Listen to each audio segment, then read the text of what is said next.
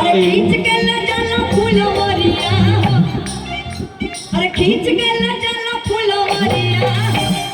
इन सब लोग हाथ को ताली देखिए, हम बड़ा परेशान करेंगे और ताली बजा के कहेंगे बका कि देवरा मारा तो नजरिया, अपना पे हम फुलवरिया है, देवरा मारा तो नजरिया, अपना पे हम करिया सोनिया, देवरा मारा तो नजरिया।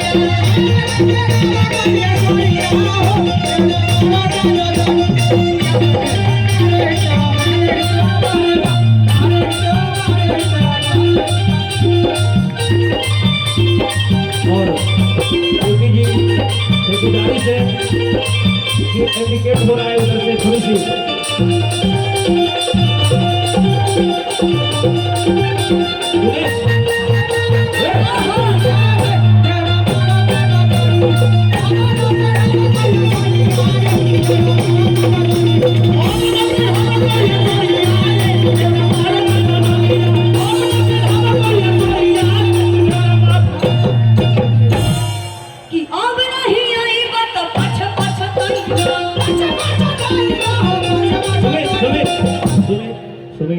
भैया जी बहुत बहुत शुक्रिया।